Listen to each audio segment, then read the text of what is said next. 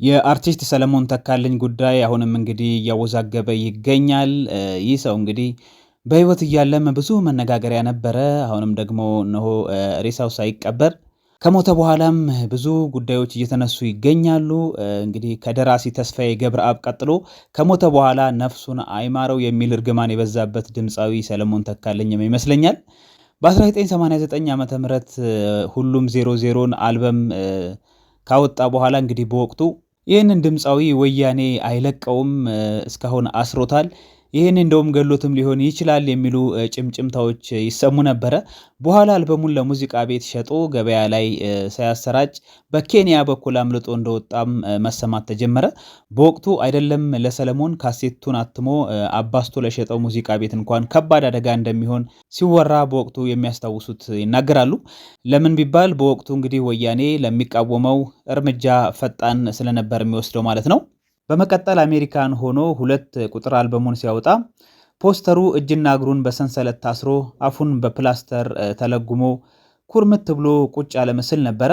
ያ ሁሉ ነገር የወያኔ አሻጥር እንደነበር አክቲቪስት ታማኝ በየነ ስለ ሰለሞን ተካልኝ በአንድ ወቅት ከአሜሪካ ለፍትህ መጽሔት በሰጠው ቃለ ምልልስ ላይ ተጽፎ ይገኛል።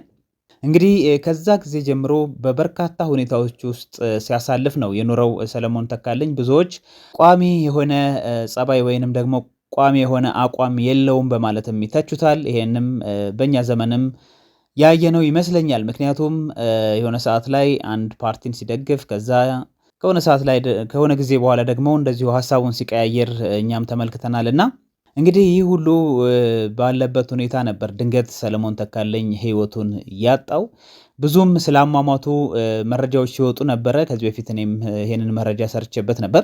ብዙዎች ሲናገሩ እንደነበረው እንግዲህ ድንገት ስለሆነ የሞተው በመርዝ ወይንም ደግሞ ምናልባት ጾም ከተፈታ በኋላ ፍስክ እንደ ስጋ አይነት ምግቦችን ስለሚወድ እዛ ላይ መርዝ በማድረግ ሰዎች ገለውታል። በተለይ አሁን ከሰሞኑ ብልጽግናን የመደገፍ አዝማሚያ ይታይበታልና ቀደም ሲል ይደግፋቸው የነበሩ ሰዎች ወይንም ፓርቲዎች ይህን ነገር ሊያደርጉበት ችለዋል የሚል ሰፋ ያለ መረጃ ሲወጣ ነበረ። ይሁንና ግን አሁን ከቤተሰብ እየወጣ ባለው መረጃ ይህ ነገር ሐሰት ነው፣ ከአመጋገብ ጋር ተያይዞ የጤና እክል ገጥሞት ነው በድንገት የሞተው የሚል መረጃ በአመዛኙ እየወጣ ይገኛል ማለት ነው። ይሄ ምንድነው?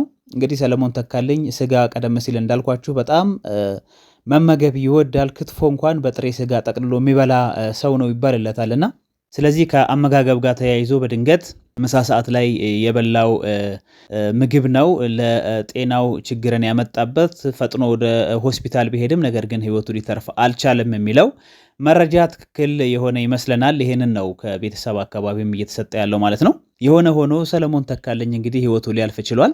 ህይወቱ ካለፈ በኋላ ደግሞ በጣም ትልቁ ነገር እንግዲህ እንደ ሀገራችንም እንደ ባህላችንም የቀብር ስርዓት ማስፈጸምን በተመለከተ ነው። ቤተሰብን ጨምሮ ወዳጅ ዘመዶች ሊጨነቁበት የሚገባው ጉዳይ ይሄ ደግሞ በጣም እያነጋገረ ይገኛል። እንግዲህ አርቲስት ሰለሞን ተካልኝ ቀብሩ የት ይከናወን የሚለው ጉዳይ ማለት ነው። በህይወት እያለ ሰሜን ሸዋ ኢትዮጵያ ውስጥ ማለት ነው እዛ እንዲቀበር ነበረ ሲናገር የነበረው ይላሉ ወዳጅ ዘመዶቹ። ይሁንና አሁን ላይ ባለው ሁኔታ ሰሜን ሸዋ አስከሬኑ መጥቶ የሚቀበርበት አዝማሚያ እንደሌለ ደግሞ እዚህ መጥቶስ ማን ነው ሊቀብረው የሚችለው? በተለይ ወደ ኢትዮጵያ ውስጥ የማይታሰብ ነው የሚል ብዙ አከራካሪ የሆነ ሀሳብ ሲያነሱ ነበረ ኮሚቴው። አዲስ አበባ ስላሴ እንዳይቀበር ደግሞ ቤተክርስቲያንንም ጭምር ሲያንጓጥጥ ሲያንቋሽሽ የነበረ ሰው ነው። ስለዚህ ቅድስት ስላሴ ቤተክርስቲያን የማይሆን ነገር ነው የሚለው በአመዛኙ ድምዳሜ ሊያገኝ ችሏል ማለት ነው። እንደው የሆነ ሆኖ በትግራይ አካባቢ እንኳን ኢትዮጵያ ውስጥ መጥቶ እንዳይቀበር መዋጮዎች አሉ። ቅድሚያ እንግዲህ ይሄ በባህላችን የሚታወቅ ጉዳይ ነው። እነዛ መዋጮዎች ደግሞ ተሰባስበው ይሄ ነገር እንዲከናወን ቶሎ መሆን አልቻለም። ስለዚህ መጨረሻ ላይ የተወሰነው በምንድነው? በዛው በአሜሪካ አትላንታ ከተማ እንዲቀበር ነው። እንግዲህ የቀብር ስነ ስርዓቱ የፊታችን ቅዳሜ ሚያዝያ 18 ቀን 2017 ዓ.ም ማለት ነው በአትላንታ ጆርጂያ ከተማ ይፈጸማል ነው የተባለው የመጨረሻው ውሳኔ።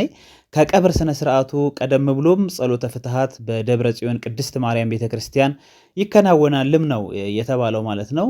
ስለዚህ ያው ሟችን መውቀስ ሟችን ከዚህ በላይ ስለሱ ብዙ ማለት አስፈላጊ አይደለም። ነፍስ ይማር ከማለት ውጪ እዛ አካባቢ የሚኖሩ በተለይ ደግሞ የትግራይ ተወላጆች ኮሚቴውንም ያዋቀሩት እነሱ ናቸው ተብሏልና ይህን ነገር እንዲያስፈጽሙ ትልቁን ኃላፊነት ወስደዋል። ይሁን የሚያስብል ነው። እንደው ግን ምናልባት አንድ በዚሁ በአርቲስቱ ዙሪያ በህይወት እያለ በጣም አሳዛኝ እንደነበረ እና ማንም ሰው ሊረዳው እንዳልቻለ መጨረሻ ላይም ትልቅ የሆነ ቀውስ ውስጥ ገብቶ እንደነበረ አንድ የቅርብ ጓደኛው በጽሁፍ መልእክቱን አስቀምጧል። ምንድነው ያለው? እንግዲህ አውቃለሁ የትም ዘፍነህ ራስህንና ቤተሰብህን ማስተዳደር የሚያስችል ገቢ እንዳታገኝ ተከልክለህ ነበር። አውቃለሁ ትዳርህን አሳጥተው ነበረ። አውቃለሁ እያሳደዱ ሱቅ እንኳን ከፍተህ ስትሰራ በር ላይ እየቆሙ ደንበኛ ያባረሩብህ ነበር። አውቃለሁ ተቀጥረህ እንኳን ስትሰራ በመስሪያ ቤቱ እየመጡ ይጮሁ ነበረ። አውቃለሁ ሐሳብህን ለመግለጽ ሬዲዮ አየር ሰዓት ብትከራይ በክስ ያጣድፉህ ነበር። በሄድክበት ሁሉ እየተከተሉህ አሳማ እያሉ ያዋርዱ ነበር።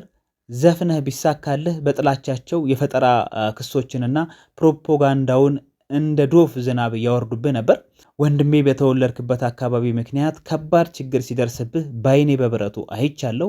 በገዛ ሱቅህ የሙዚቃ ሲዲ፣ ሽሮና በርበሬ እንኳን ስትሸጥ ቁጭ ባልክበት የስድብ ናዳ ሲያወርዱብህ ያንኑ ለማሳወቅ ለፖሊስ ስትደውል የገዛ ጥርሳቸውን ቧጠው አድምተው ደበደበን ብለው ወድቀው ሲንፈራፈሩ ሲከሱህና ስምህን ሲያጠፉ ቆሜ ባይኔ በብረቱ አይቻለሁ። ሺህ ጊዜ ተሰድበሃል፣ ሚሊዮን ጊዜ ተረግመሃል። ከደረሰብህ መከራ አንጻር ያንተ አጸፋ ተገቢ ነው ባልልም አንገቴን አቅፈ ስቅስቅ ብለህ ስታለቅስ አበረታትችሃለሁ።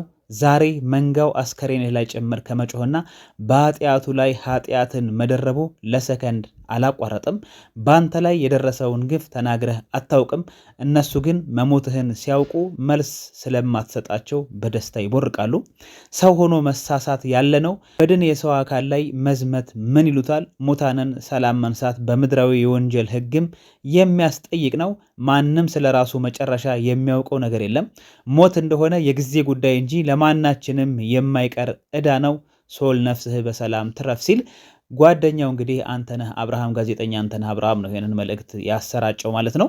እንግዲህ ከአሁን በኋላ የአርቲስት ሰለሞን ጉዳይ ያከተመለት ያበቃለት ይመስላል። ስለዚህ መቼስ ተነስቶ ከአሁን በኋላ መወንጀልም መውቀስም ማድነቅም አይችልምና ልንል የምንችለው እኛም ፈጣሪ ነፍስህን ይማር ነው። ስለዚህ ምናልባት ቀብሩ ላይ ልትገኙ የምትችሉ ሰዎች ካላችሁ ቀደም ሲል በተጠቀሰው ቦታ ላይ ቅዳሜ የቀብር ስነ ስርዓቱ ይፈጸማል ማለት ነው። በድጋሜ ነፍስ ይማር። መልካም ቆይታ